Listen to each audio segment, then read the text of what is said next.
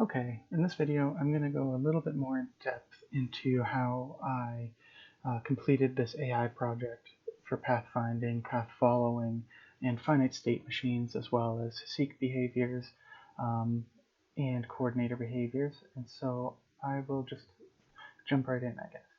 The first thing I needed to do was load a bitmap. So I just was making these maps on Paint, where black squares were walls, yellow were like difficult terrain, white space was regular terrain, green dot would be where I started, any red dots is a resource to collect, and a blue dot is where I need to bring my resources to. Um, so in the one I'm using right now, there's one blue square, except for one glitch that's happening, and I'm not really sure what's going on with it, but and two red resources. So I was using that, but I've done this one now. So I just load in the data using this um, loader for the bitmap thing. It's pretty simple stuff there. I got it online, so I'm not really going to go through that because I didn't write it myself. So then I use this coordinator object that I have made from my previous AI stuff for my other projects, and so I set the graph um, as the current graph. So I just make a new graph and then I set it to the coordinator object so that it's going to be able to read it inside there, because that's where I'm going to have all the behaviors for path following and path finding. And so after I set the graph, I need to go through and figure out in like this 2D grid, chop everything up into a 2D grid to find the different nodes to follow the path. And so I just go through and set an ID so I can go back later and set any connections between the nodes. So I do x times the width plus y. So basically x times the width is just figuring out what row across it's on, so, and then y is what column across in that row it is. So then that way I can figure it out later on using the same math to set the proper neighbors that are on a row above or below. So I just go through, if it's an underscore, is just how I write it in, it means it's black, W it's white. So for black, I guess I'll just say I just give it a black texture and set it up to 10 on the Y so that it's up and it won't collide. Won't go through or can't go over it and everything like that. So white is just regular, set it at normal, set it at the right size, and I made it stone instead of white. It just looked a little better. White was really bright. Then I create the node for each of these, obviously, in the graph, which I guess I can go through this. It just like fills out the information of the node, like the position, if it has a resources, if it has a base, and then the parent stuff is filled out, and visited stuff is filled out later on when I connect the nodes and when I'm actually searching them.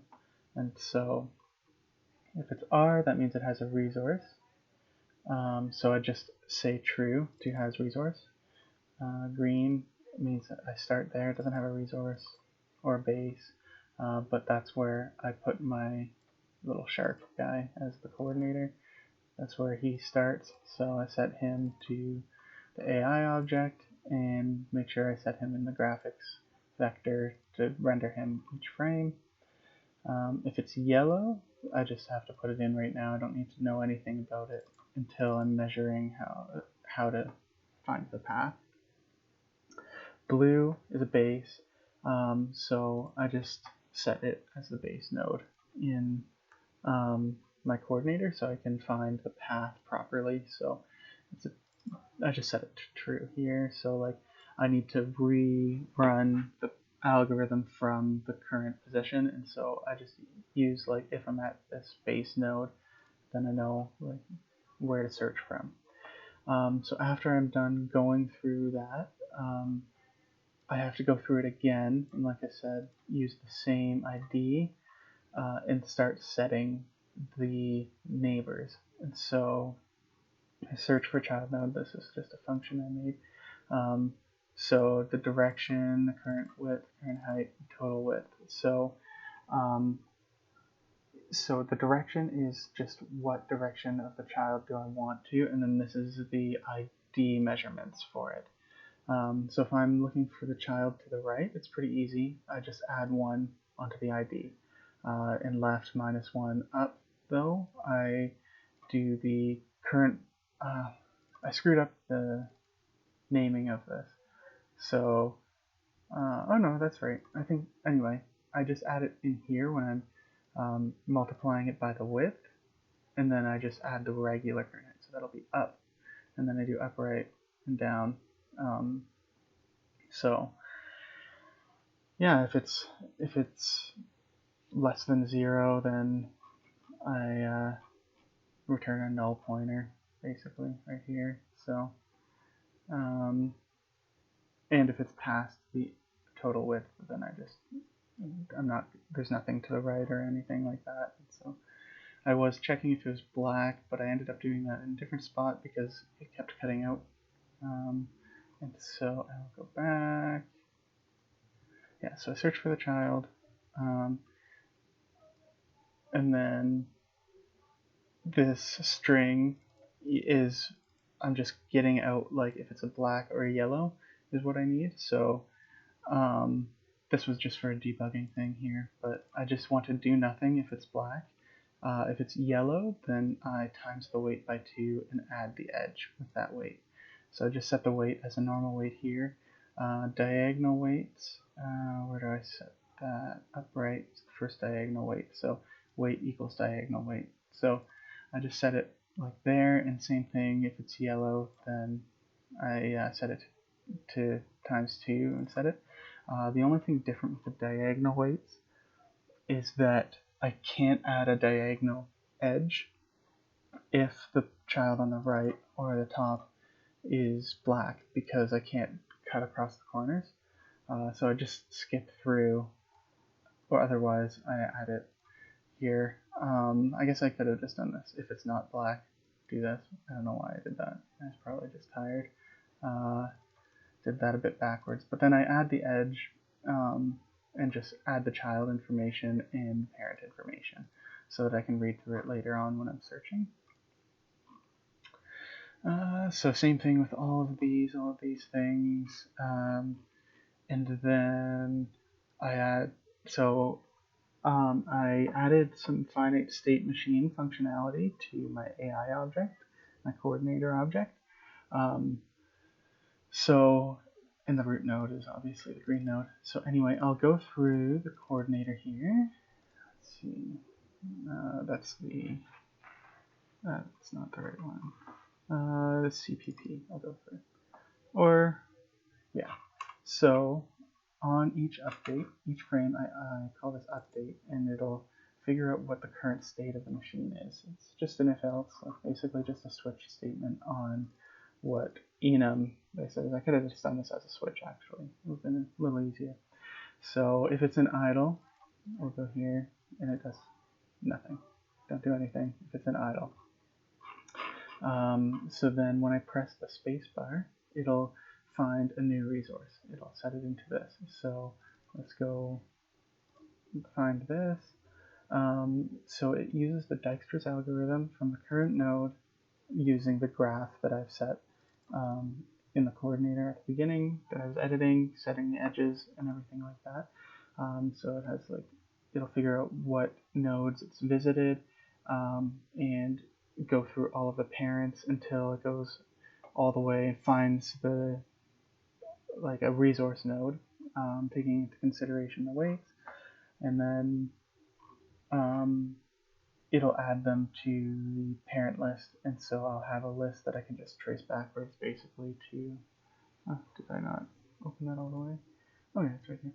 It's in the same file actually. Okay, yeah, so it'll have this list of nodes that I can trace back to find the path to the resource. So I actually did have to reverse the path though, because it gives it to me reversed back, like a path from the resource to the node. So I just reversed it, and then if I have a current resource node, then I search for it, and if not, I idle. Search, I just had to come up with a new name because I had already used find resource. So then I go into my actual, not find new resource, but find resource function. The name is a little weird. And then I just set the velocity to follow the path to like each node of the path to the resource. Once I get there, I set that's from my old stuff there, but I set the path, the resource node to not having a resource, and then I set the current node to this resource node that I'm on, like the current path section, I guess you could say, so that I know where to search from when I'm looking for the base. Then I set my state to gathering, which just is pretty simple. I pass in the delta time here, and while the gathering time is less than 7, I add the delta time onto the gathering time. And once it hits 7 seconds, basically, because delta time is how many seconds per frame, I just set the gather time back to 0, so it'll gather from 0 again next time, and set the current state to find base, and the actual coordinator to having a resource. So if it's true, I put the resource above its head in the render.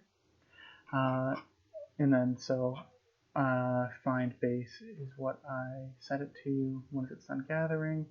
So I do the same thing except for with A star searching through, so it knows where the base node is there. And it just searches through.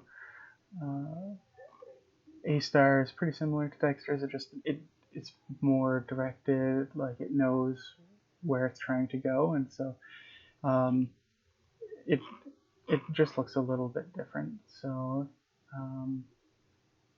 once it finds it though, once it finds the resource, then it sets the path to the path points of all the parents from where it's trying to go, and then I set the path like that it's going to follow, and then I set the state to return to base. So this function is almost exact same as finding the resource. I'm just going to the base this time, and once I get there, I change the state to depositing. When it sees that it's depositing, then I go to deposit, which is the exact same as gather, except for it only takes 2 seconds to deposit it. Reset the time, and then I find a new resource. So if I go here, so I set it to find resource, so I find a new resource, and then it'll find the next resource using Dijkstra's, and if there isn't any resources left, I just set it to idle. Then if I press space again, if I added in later that there was a new resource, and press space bar, and it'll search for any new resources. If it doesn't find any, it's just going to go into idle. If it does find one, then it's going to use Dijkstra's algorithm to go search for it, and then create a path from that, follow that path along. So I'll show you again what it looks like in my shorter video. I already kind of showed it, but might as well show it now that I've explained a little bit more in depth into that. I didn't go crazy in depth into the pathfinding algorithms because they are fairly complicated and take a bit to explain how they're actually working. It pretty much would take its own video, but there's lots of good, helpful videos out there on how these pathfinding algorithms work and documents on how it works. So if you were interested, definitely go take a look at those. So once I press spacebar, it's in idle right now at the starting square. Once I press spacebar, it's going to search. Because this is all yellow, it's probably not going to find this one first. It's going to find this one first and bring it back to the base. And it's not going to go up above here because these are yellow and take longer to go.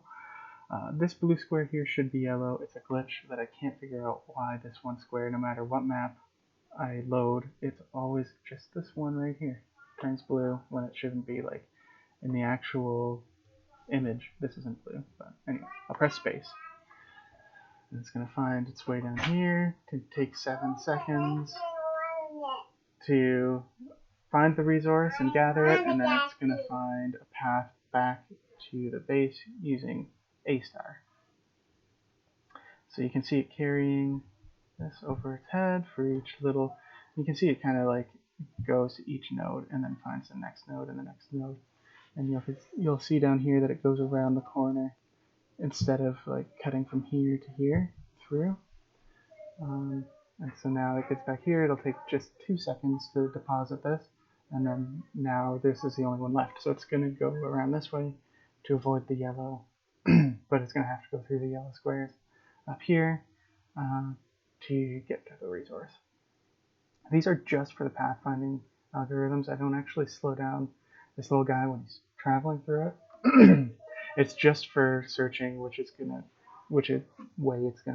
path it's gonna take to go to each of the different squares. So, yep, and then it's gonna just get the shortest path out of there. This is using A star, so that's why I took a different path in. I used Dijkstra's to go in and A star to come out. So you can see that they have a bit of a different way of figuring out what path to take. So, and then it'll take the resource here. It takes 2 seconds to deposit it, and it'll disappear, and then now it's in idle. So I can press spacebar, and it's not going to do anything because it's in the idle state and it's not finding any resources. So that's the end of my video. I hope you enjoyed it, and I hope it was informative.